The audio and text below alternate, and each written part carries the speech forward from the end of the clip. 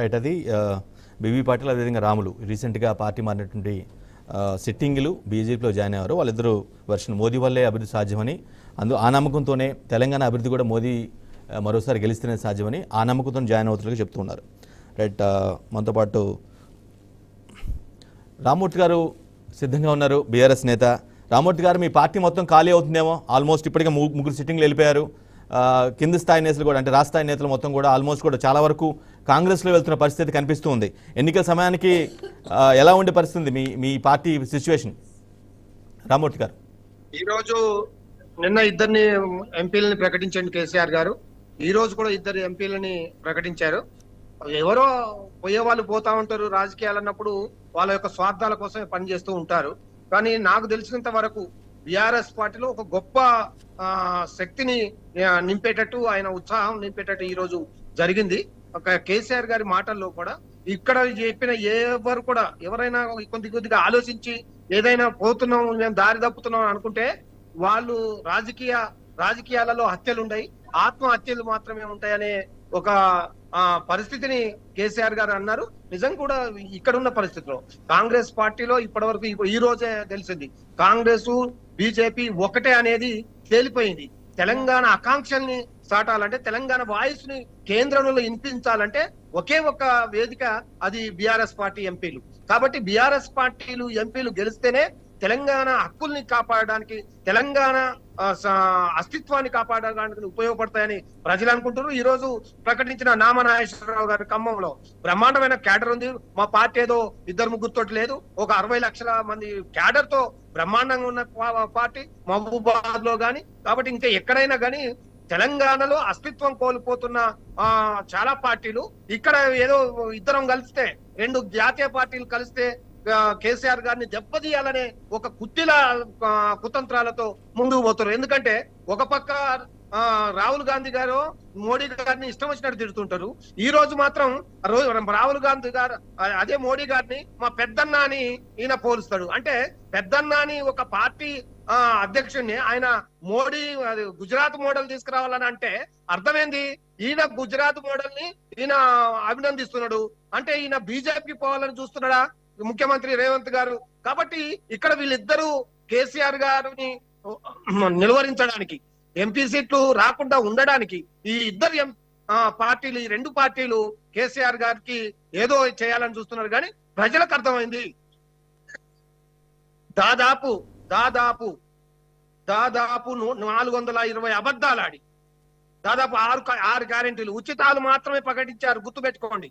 ఇప్పటి వరకు 100 రోజులు, మార్చి 17 వరకు 100 రోజులు అయిపోయినదో ఈ లోపు వీళ్ళు ఏం చేసారు? ఉచితాలు, బస్సులకు వాళ్లకు డబ్బులు ఇవ్వాల్సిన అవసరం లేదు ఇప్పుడు, గ్యాస్ వాళ్ళకు డబ్బులు ఇవ్వాల్సిన అవసరం లేదు ఇప్పుడు, తర్వాత కరెంట్ వాళ్ళకు డబ్బులు ఇవ్వాల్సిన అవసరం లేదు. ఇవన్నీ ఉచితాలు మాత్రమే ప్రకటించారు.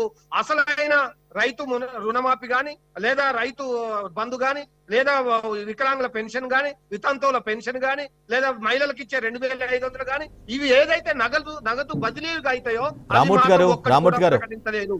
రామ్మూర్తి గారు, మీరు గతంలో మీ ప్రభుత్వం ఏం చేసిందో వరుసగా చెప్పుకుంటూ పోతున్నారు, అది కాదు మ్యాటరు. బట్ ఇప్పటికే మొత్తం మీరు 9 గెలిస్తే అందులో 3 వెళ్ళిపోయారు, 6 ఉన్నారు. 6లో 4కి సీట్ కన్ఫర్మ్ చేశారు. కాబట్టి ఇక మిగతా వాళ్ళ పరిస్థితి ఏంటనేది తేలాల్సి ఉంది. బట్ కాంగ్రెస్ లాంటి ఫోర్స్ఫుల్ పార్టీని తట్టుకొని మీరు సీట్లు సాధించే అవకాశం ఉందా ఎన్నికల్లో? ఇప్పటికే కాంగ్రెస్ పార్టీ అబద్ధాల కోరని తేలిపోయింది. ప్రజలు అర్థం చేసుకుంటున్నారు. ఇప్పటికే కరెంటులు పోతున్నాయి, మోటార్లు కాలిపోతున్నాయి. ఇప్పుడు 24 గంటలు కరెంట్ ఇస్తున్నారు, ఇవ్వడం లేదు. ఒక వడ్లకు అదనంగా 500 రూపాయలు ఇస్తానన్నారు, అది ఇవ్వలేదు. రైతుల రుణమాఫీ చేస్తున్నారు, వచ్చిన వెంటనే చేయలేదు. కాబట్టి నిలదీయటం మొదలు పెడతారు. ఈ పార్లమెంట్ ఎన్నికల్లో ఖచ్చితంగా కాంగ్రెస్ పార్టీకి కర్రు గాల్చి ఓత పెట్టేది మీరే చూస్తారు. ఎందుకంటే కాంగ్రెస్ పార్టీ చేసిన మోసాలు ఇప్పుడిప్పుడే ఒక్కొక్కటి బయటపడుతున్నాయి. ప్రజలు ఇప్పుడే అర్థం చేసుకుంటున్నారు. కాబట్టి వీళ్ళకు సరైన టైంలో ఎన్నికలు కూడా రావడం, వీళ్ళకి మోసగించారని పక్కన పెట్టారేమో రామ్మూర్తి గారు. నా అభిప్రాయం. రామ్మూర్తి గారు, మీ పార్టీ, మీ రూలింగ్ పార్టీని మీ ప్రజలను మోసగించిందని మిమ్మల్ని పక్కన పెట్టారో అనుకుంటున్నారు చాలా మంది. అంటే ఇప్పుడు కొన్ని కార్యక్రమాలు మేము మా సార్ ఏం చేసిండు, మేము స్వకార్యం లాగా ఓన్లీ స్వకార్యం చేయలేదు. మేము ప్రజల కోసం పనిచేసినాం. రైతు బంధు ఇచ్చినా అందరికి ఇచ్చినాం, కళ్యాణ లక్ష్మి ఇచ్చినా అందరికి ఇచ్చినాం, పెన్షన్ ఇచ్చినా అందరికి ఇచ్చినాం, ఇండ్లు ఇచ్చినా అన్ని వర్గాలకు ఇచ్చినాం, దళిత బంధు ఇచ్చినా అన్ని పార్టీలకు ఇచ్చినాం. అదే వీళ్ళు ఏం చేస్తున్నారు, మా పార్టీ వాళ్ళు, మా కార్యకర్తలు, మా వాళ్లకు మాత్రమే ఇవ్వాలనే ఒక ప్లాన్ తోటి ఇప్పుడు మొత్తం పథకాలను కోత పెట్టారు. అదే వీళ్ళే అన్నారు, ఇప్పటికి వీళ్ళే అంటున్నారు. ఇంత ముందు కేసీఆర్ గారి ప్రభుత్వం రేషన్ కార్డుతో పథకాలు ఎట్లా అనుసంధానం చేశారు? ఒక్క రేషన్ కార్డు అని వీళ్ళు ఇచ్చారో వచ్చి, ఒక్క రేషన్ కార్డు ఇవ్వకుండా ఎట్లా వీళ్ళు పథకాలు అమలు చేస్తారు? మీకు దమ్ముంటే, ధైర్యం ఉంటే, ఆయన అంటాడు కదా మొగాడు అది ఇదని, నువ్వు మొగాడు అయితే మరి రేషన్ కార్డులు ఇవ్వండి. రేషన్ కార్డులు ఇచ్చి అప్పుడు ఆ రేషన్ కార్డు పథకానికి అనుమతి చేయాలి. నువ్వు ఒక్క రేషన్ కార్డు ఇవ్వవు, మొత్తం కోత అందరికి. కాబట్టి ఇచ్చేటప్పుడు ఏమన్నాడు, ప్రభుత్వానికి రాకముందు ఏమన్నాడు, ఖచ్చితంగా అందరికి అన్ని పథకాలు ఇస్తాము అని అన్నాడు. రైట్, రామూర్తి గారు పాయింట్ అర్థమైంది. మళ్ళీ మీకు అవకాశం ఇస్తాను. రామూర్తి గారు, సుజాత గారు, వెల్కమ్ టు ద డిబేట్ అండి. మేడం, విచిత్రం ఏంటంటే ఇక్కడ జనరల్గా ఏంటంటే ఎంపీలు కానీ ఎవరన్నా ఇతర పార్టీ అధికారులు కానీ రూలింగ్ పార్టీలకు వెళ్తూ ఉంటారు. బట్ ఇక్కడ ఏంటంటే ఒక డిఫరెంట్ వాతావరణం ఉంది. ఒక ఎంపీ మాత్రం మీ దగ్గర చేరాడు, ఇద్దరు ఎంపీలు మాత్రం బీజేపీలో జాయిన్ అయ్యారు. అంటే బీజేపీని ఫోర్స్ఫుల్గా భావిస్తున్నారేమో వాళ్ళు? లేదండి. గుడ్ ఈవినింగ్ ప్యానెల్లో ఉన్న పెద్దలకి, మీకు కూడా, ఛానల్ ప్రేక్షకులకు కూడా. ఫస్ట్ ఆఫ్ ఆల్ తెలవాల్సింది ఒక విషయం ఉంది. బీఆర్ఎస్ బీజేపీ వేరు కాదని అందరికీ తెలిసినటువంటి విషయమే. గతంలో మనం అసెంబ్లీ ఎన్నికల్లో మాట్లాడుకున్నటువంటి విషయమే. బీఆర్ఎస్ అసెంబ్లీ ఎన్నికలకి బీజేపీ సపోర్ట్ చేస్తుంది, పార్లమెంట్ ఎన్నికలకు బీఆర్ఎస్ సపోర్ట్ చేస్తుంది అని తెలిసినటువంటి విషయం. ఇప్పుడు ఏమంతా కొంపలు మునిగిండేనో నాకు అర్థం కాదు, కానీ ఇద్దరు ఎంపీలు మాత్రం బీజేపీకి పోవడంలో అర్థం ఏముంది? మోదీతోనే అభివృద్ధి సాధ్యం అన్నప్పుడు గత 9 ఏళ్ల నుంచి కూడా మోదీనే ఉండే. మరి ఈ పార్టీ వదిలేసి మోదీ పార్టీలోకి ఎందుకు పోలేదో పెద్ద మనుషులకు తెలియాల్సినటువంటి అవసరం ఉంది. కొత్తగా వచ్చిన పార్టీ ఇప్పుడు కొత్తగా అధికారంలోకి వస్తే, రాబోయే కొత్త పార్టీ అధికారంలోకి వస్తే అభివృద్ధి అనే మాట మాట్లాడదు. ఉన్న పార్టీనే మళ్ళీ కొత్తగా అభివృద్ధి చేసేదేముంది? అభివృద్ధి చేయలేదనే ఈరోజు అందరు చెప్తున్నారు. ఈరోజు ఆకాశానికి ధరలు అంటినాయి అని అందరు చెప్తున్నారు. మళ్ళీ అందులోకి పోయి కరువా కాల్చుకొని వాత పెట్టించుకుంటారేమో నాకు తెలియదు. కానీ లేదండి, వాళ్ళకు అభ్యర్థులు లేక వీళ్ళ దగ్గర నుంచి తీసుకొని వీళ్ళ మెప్పు పొందించుకోవడం కోసం, వాళ్ళు రక్షించుకోవడం కోసం బీఆర్ఎస్లో నుంచి బీజేపీలోకి పోతున్నారేమో. మా దగ్గర అంత పెద్దగా అవసరం లేదు. మాది హౌస్ఫుల్ అయ్యింది, ఓవర్లోడ్ అయ్యింది. ఎక్కడైనా అవసరం ఉన్న చోట మాత్రమే వచ్చిన వాళ్ళని ఆహ్వానిస్తున్నామేమో. కానీ అలా రావాలనుకుంటే అసలు లైన్ పొద్దుగాలు లేస్తే మేము ఒక్కసారి డోర్ ఓపెన్ చేసినామంటే మేము బలవంతాన క్లోజ్ డోర్ చేయాల్సి వస్తుంది. అంత ఓవర్ ఫ్లోటింగ్ ఉంది కాబట్టి మాకు అవసరం లేదు, మేము రావాలి. అంతెందుకు ఈయన కూడా నాగర్ కర్నూలు పోయిన ఎంపీ కూడా అన్నాడు, వాళ్ళిద్దరు లేకపోతే నేను వచ్చేవాడిని అని చెప్పాడు ఆయన. అలా మా దగ్గర ఓవర్ఫ్లో ఉంది, ఫ్లోటింగ్ ఎక్కువ ఉందనే భయం వేసిందో ఇంకా మాకు భయం వేస్తుంది. పాత కాంగ్రెస్ వాళ్ళకి అందరు కొత్త వాళ్ళు ఎవరైనా వస్తే ఫ్లోటింగ్ ఎక్కువైపోయి మాకు అందరికి స్వేచ్ఛ తగ్గిపోతుందేమో అని భయం కూడా ఉంది. ఒకటే నేను చెప్పదలుచుకున్నది, పాపం సోదరుడు నాకు ఆవేశంతో, ఆవేదనతో, బాధతో, ఫ్రస్ట్రేషన్తో మాట్లాడినటువంటి బాధలు ఒక్క నిమిషం, నేనేం మాట్లాడలేదన్నా, నన్ను మాట్లాడినియండి. కాంగ్రెస్ మోసం చేసిందంట. ఏం మోసం చేసిందండి? ఎవరిని మోసం చేసింది? ఎవరి దగ్గర నుంచి లాక్కున్నారు? ఆస్తులు ఎవరివి లాక్కున్నారు? తెలంగాణ ప్రజల్ని ఏం మోసం చేసిండ్రు? లేకపోతే బీఆర్ఎస్ వాళ్ళ మోసాలన్నీ బయట తీస్తున్నందుకు మోసం చేసిందా? లేకపోతే ఇచ్చిన హామీని నెరవేరుస్తున్నందుకు మోసం చేసిందా? లేకపోతే బీఆర్ఎస్ని ప్రజలు కర్రుగాల్సి వాత పెట్టి ప్రతిపక్షంలో కూర్చోబెట్టి తెలంగాణ ప్రజలు ఆశీర్వదిస్తే అధికారంలో కూర్చున్నందుకు మోసం చేశామా? ఏం చేశామో తెలియకుండా ఫ్లోలో మాట్లాడేస్తూ కాంగ్రెస్ పార్టీ మోసం చేసింది. 90 రోజులలోనే, ఇంకా 90 రోజులు కాలేదు, 82 రోజులు అయ్యింది. అప్పుడే మీకు ఏం మోసం కనబడింది నాకు అర్థమైతే లేదు. మీరు చేసినట్టు కాళేశ్వరంలో మోసం చేస్తేమే, మీరు చేసినట్టు అధికారులను పక్కన పెట్టుకొని బినామీలుగా పెట్టుకొని లక్షల కోట్ల రూపాయలు దోపిడీ చేస్తేమే, ఏం మోసం చేసినామో నాకు అర్థం కావట్లేదు. అంటే ఇచ్చిన హామీల్ని నెరవేర్చడం మోసమేమో అనిపిస్తుంది.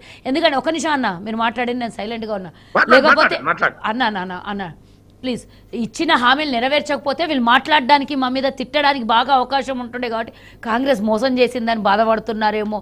ఇచ్చిన హామీలు మీలాగా తుంగలో తొక్కేసి ప్రజలకు కేవలం మభ్యపెట్టింటే కనుక మీరు సంతోషపడి మమ్మల్ని తిట్టడానికి అవకాశం వచ్చి మా ప్రభుత్వాన్ని లాగేయడానికి అవకాశం వస్తుండే. కాబట్టి ఈరోజు అలాంటి అవకాశాలు ఏమీ లేకుండా చేసినందుకు మోసం చేసినట్టు కనబడుతుందా? ఈరోజు ప్రజల ఆశీర్వాదము పార్టీ మీద ఉన్నందుకు, ప్రభుత్వం మీద ఉన్నందుకు మహిళలు పూర్తిగా ఆనందంగా ఈరోజు ప్రభుత్వాన్ని చాలా మెచ్చుకుంటున్నందుకు మోసం చేసినట్టు కనబడుతుంది. ఏ రకంగా మోసం చేసినో నాకు తెలియలేదు కానీ బీఆర్ఎస్ బీజేపీ ఒకటి అంటున్నారు, రెండు సరళ రేఖలు మావి.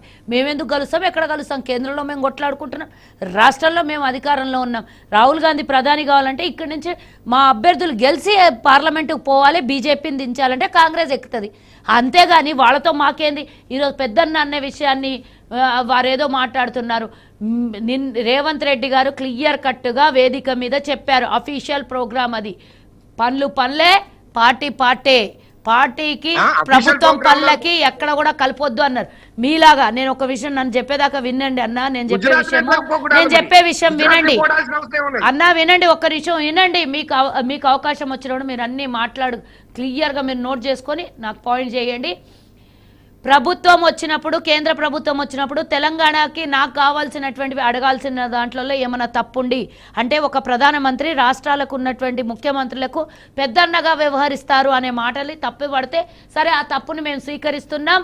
మేము ఈరోజు కేంద్రంతో మేము విభేదాలు ఎందుకోసం పెట్టుకోవట్లేదని మీరే అన్న మాట కూడా గుర్తు చేసుకోండి. మేము ఈరోజు చెప్తున్నాం, మాకు విభేదాలు కాదు, తెలంగాణ ప్రజల ఆత్మగౌరవం ముఖ్యం. ఈరోజు కేంద్రంలో మాకు రావాల్సినటువంటి మా తెలంగాణ ప్రజలకు అందించాల్సింది ప్రధాని దగ్గర తీసుకోవాలి. ఆ ప్రధాని దగ్గర తీసుకోవాలన్నప్పుడు తెలంగాణకు వచ్చినప్పుడు తెలంగాణ ప్రజల సాక్షిగా వేదికల మీద అడగాల్సినవి ముఖ్యమంత్రి అడుగుతాడు. గతంలో మీ ముఖ్యమంత్రి ఏనాడు కూడా ప్రధానమంత్రి వస్తే వేదికల మీదకి వెళ్ళి మాట్లాడలేదు. కానీ ఈ గల్లీలో కుస్తీ పడి ఢిల్లీలో పోయి మోకరిల్లినటువంటి మీరు కూడా మా గురించి మాట్లాడితే ఈరోజు ప్రజల సాక్షిగానే మాట్లాడాడు. నిజంగానే లోపాయికార ఒప్పందం ఉంటే ఈరోజు మీరు చేసినట్ల యాక్టింగ్ చేసి వేదిక మీద ఎక్కకుండా లోపల పోయి షాల్వా కండువా గప్పి దండం పెట్టి నమస్కారం చేసి వస్తుండే. కానీ అది కాదు, మాది ప్రజల పాలన, ప్రజా పాలన మాది. కాబట్టి బహిరంగంగానే అడిగాం. మీరు అడిగారు కానీ ఇచ్చే పరిస్థితి ఉందా? వాళ్ళు ఇస్తారు, ఇయ్యరు, సెకండరీ. అది ఎన్నికల ముందు చేసినటువంటి వాగ్దానాలు నీళ్ల మీద రాసిన రాతలే. కానీ మేము ఈరోజు ప్రజలను ఉద్దేశించి ప్రజలకు రావాల్సినటువంటి తెలంగాణ ప్రభుత్వానికి తెలంగాణ ప్రజలకు రావాల్సిన ఎందుకు అడగకుండా ఉండాలి? మేము చెప్పండి, అడగాలి. చేస్తాడు, చేయకపోతే రేపు ఎన్నికలు వస్తున్నాయి కదా, వాళ్ళకే కర్రుగాల్చి వాత పెడతారు కదా బీజేపీలకు. మరి మేము ప్రజల సాక్షిగా వేదిక మీద, తెలంగాణ వేదిక మీద మేము అడిగాం. వాళ్ళు ఇయ్యలేప్పుడు వాళ్ళకే చెప్తారు కదా ప్రజలు సమాధానము.